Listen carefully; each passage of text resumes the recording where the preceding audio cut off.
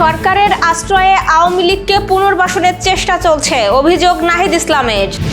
আজ থেকে market shopping মলে আলোকসজ্জা বন্ধ রাখার সিদ্ধান্ত। টি-20 বিশ্বকাপের সমাপনী অনুষ্ঠানে বর্ণাঢ্য আয়োজন। আজ আন্তর্জাতিক নারী দিবস, বিভিন্ন কর্মসূচিতে উদযাপনের প্রস্তুতি। গান বাজনা হারাম ঘোষণা করে নোটিশ, প্রশাসনের হস্তক্ষেপে সিদ্ধান্ত প্রত্যাহার। দর্শক, গ্রামের কাগজের সকালের সংবাদে আপনাকে স্বাগত। আপনাদের সাথে আছি আমি স্বপ্না দেবনাথ। শুনছিলেন প্রধান শিরোনাম, এছাড়াও রয়েছে রাশিফল। এবার চলুন যাওয়া যাক মূল আয়োজনে। ফরিদপুরে জাতীয় নাগরিক পার্টি এনসিপি আয়োজিত ইফতার অনুষ্ঠানে দলের আহ্বায়ক নাহিদ ইসলাম অভিযোগ করেছেন, সরকারের আশ্রয় প্রশ্রয়ে আওয়ামী লীগকে পুনর্বাসনের চেষ্টা চলছে। শনিবার বিকেলে অম্বিকা ময়দানে এই অনুষ্ঠানে তিনি বলেন, জুলাই গণ অভ্যুত্থানের লক্ষ্যকে দুর্বল করতে বিভিন্ন সংবাদ ও অপতথ্য ছড়ানো হচ্ছে।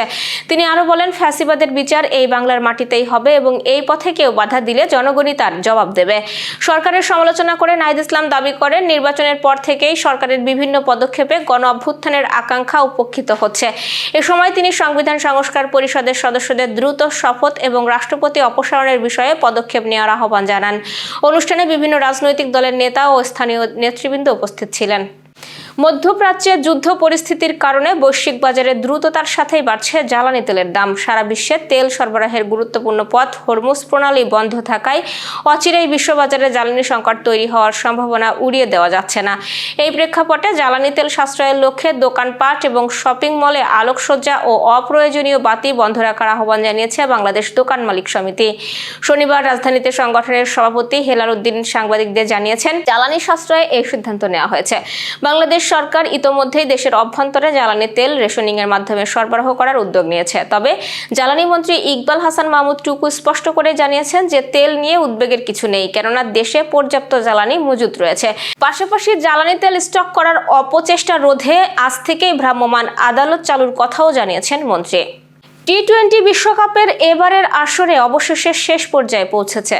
আজ আহমেদাবাদের নরেন্দ্র মোদী স্টেডিয়ামে ফাইনালে মুখোমুখি হবে ভারত এবং নিউজিল্যান্ড। আর এবারের সমাপনী অনুষ্ঠানে পারফর্ম করবেন বিভিন্ন জনপ্রিয় শিল্পীরা। বিশ্বকাপ ফাইনালের সামনে রেখে চমৎকার সমাপনী অনুষ্ঠান আয়োজন করা হচ্ছে। এই সমাপনী অনুষ্ঠানে পারফর্ম করবেন বিখ্যাত পুয়ের্তো রিকান গায়ক রিকি মার্টিন, বলিউড ও পাঞ্জাবি গায়ক সুকবীর এবং জনপ্রিয় গুজরাটি লোকসঙ্গীত শিল্পী ফাল্গুনী পাঠক। বাংলাদেশ সময় সন্ধ্যা 6টায় টি-20 বিশ্বকাপের এই সমাপনী অনুষ্ঠান শুরু হবে। মুম্বাইয়ে অনুষ্ঠিত সেমিফাইনালে সূর্যকুমার যাদবের নেতৃত্বাধীন ভারত 7 রানে ইংল্যান্ডকে হারিয়ে ফাইনালে উঠেছে। অন্যদিকে কলকাতায় নিউজিল্যান্ডকে 6 উইকেটে দক্ষিণ আফ্রিকাকে হারিয়ে ফাইনাল নিশ্চিত করেছে। এটি হবে টি-20 বিশ্বকাপের ফাইনালে ভারতের চতুর্থ উপস্থিতি এবং তারা রেকর্ড 3য় শিরোপা জয়ের লক্ষ্য নিয়ে মাঠে নামবে। অন্যদিকে নিউজিল্যান্ড খেলবে তাদের 2য় ফাইনাল এবং তারা প্রথমবারের মতো এই ট্রফি জয়ের স্বপ্ন দেখছে। আজ 8 মার্চ বিশ্বব্যাপী পালিত হবে আন্তর্জাতিক নারী দিবস। এই বছর দিবসটির প্রতিপাদ্য আজকের পদক্ষেপ, আগামীর ন্যায় বিচার, সুরক্ষিত হোক নারী ও কন্যার অধিকার। দিবসটি উপলক্ষে বাংলাদেশেও সরকারি ও বেসরকারি পর্যায়ে বিভিন্ন কর্মসূচি গ্রহণ করা হয়েছে। মহিলা ও শিশু বিষয়ক মন্ত্রণালয়, বিভিন্ন এনজিও ও ব্যাংকের উদ্যোগে শোভাযাত্রা, আলোচনা সভা এবং অদম্য নারী পুরস্কার প্রদান করা হবে। এছাড়াও সাবেক প্রধানমন্ত্রী বেগম খালেদা জিয়াকে গণতন্ত্রের অগ্রযাত্রায় শ্রেষ্ঠ অদম্য নারী সম্মাননা দেওয়ার ঘোষণা রয়েছে।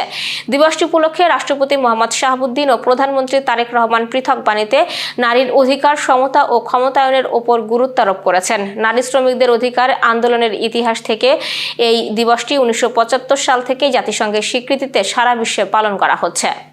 চাঁপাইনবাবগঞ্জ সদর উপজেলার ইসলামপুর ইউনিয়নের 13 রশিয়া পোড়া গ্রামে মসজিদ কমিটির উদ্যোগে গান বাজনা ও বাদ্যযন্ত্র হারাম ঘোষণা করে নিষিদ্ধের নোটিশ জারি করা হয়েছিল। প্রায় 2 মাস আগে দেওয়া ওই নোটিশে বিয়ে, পিকনিক বা সামাজিক অনুষ্ঠানে গান বাজনা করলে আইনগত ব্যবস্থা নেওয়ার কথাও উল্লেখ করা হয়। নোটিশে 34 জন স্বাক্ষর করেন এবং গ্রামে ব্যানার ফেস্টুন টানানো হয়। ফলে কিছুদিন ধরে গ্রামটিতে বিয়ে বা অন্যান্য অনুষ্ঠানে গান বাজনা কার্যত বন্ধ হয়ে যায়। বিষয়টি নিয়ে গ্রামবাসীর মধ্যে মিশ্র প্রতিক্রিয়া দেখা দেয়। পরে বিষয়টি প্রশাসনের নজরে এলে পুলিশ ব্যানার ও নোটিশ জব্দ করে। সদর উপজেলা নির্বাহী কর্মকর্তা মারুফ আফজাল জানিয়েছেন, মসজিদ কমিটির সদস্যরা ভুল স্বীকার করে সিদ্ধান্ত প্রত্যাহারের আশ্বাস দিয়েছেন এবং এই বিষয়ে লিখিতভাবে প্রশাসনকে জানাবেন। দর্শক, এবার চলুন জেনে নিই কেমন যাবে আপনার আজকের দিন, অর্থাৎ 8ই মার্চের রাশিফল। মেষ রাশির আজ কাজে নতুন সুযোগ আসতে পারে, তবে তাড়াহুড়ো করে সিদ্ধান্ত নেবেন না। বৃষ রাশির অর্থনৈতিক বিষয়ে সতর্ক থাকা ভালো, পুরানো কোনো কাজের ফল পেতে পারেন। মিথুন রাশির নতুন পরিকল্পনা শুরু করার জন্য দিনটি মোটামুটি অনুকূল এবং ভ্রমণের সম্ভাবনা আছে। কর্কট রাশির কাজের চাপ কিছুটা বাড়তে পারে, তবে ধৈর্য ধরে এগিয়ে ভালো ফল পাবেন। পরিবারের কারো স্বাস্থ্য নিয়ে চিন্তা হতে পারে। সিংহ রাশির সৃজনশীল কাজে সাফল্য পেতে পারেন। প্রেম বা সম্পর্কের ক্ষেত্রে ইতিবাচক পরিবর্তন আসতে পারে এবং আত্মবিশ্বাস বাড়বে। কন্যা রাশির ঘর বা সম্পত্তি সংক্রান্ত বিষয়ে অগ্রগতি হতে পারে। কর্মক্ষেত্রে সহকর্মীদের সহযোগিতা পাবেন। তুলা রাশির নতুন পরিচয় বা যোগাযোগ ভবিষ্যতে কাজে লাগাতে পারে। ছোট ভ্রমণ বা ব্যস্ততা বাড়তে পারে। বৃশ্চিক রাশি অর্থনৈতিক বিষয়ে কিছু ভালো খবর পেতে পারেন, তবে অপ্রয়োজনীয় খরচ থেকে বিরত থাকুন। ধনু রাশির নতুন উদ্যোগ নেওয়ার জন্য ভালো সময়, তবে আবেগ নিয়ন্ত্রণে রাখুন। মকর রাশির কিছু পুরানো বিষয় নিয়ে চিন্তা হতে পারে। বিশ্রাম ও পরিকল্পনা করার জন্য দিনটি ভালো। আধ্যাত্মিক কাজে মন যেতে পারে। কুম্ভ রাশি বন্ধু বা সামাজিক যোগাযোগ থেকে উপকার পেতে পারেন। নতুন কোনো পরিকল্পনা সামনে আসতে পারে।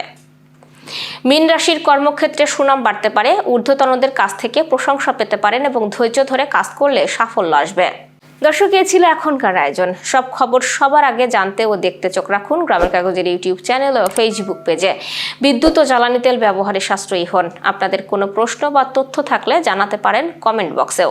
এতক্ষণ সাথে থাকার জন্য শুভেচ্ছা। আমাদের পরবর্তী সংবাদ দেখুন বেলা 12:30টায়।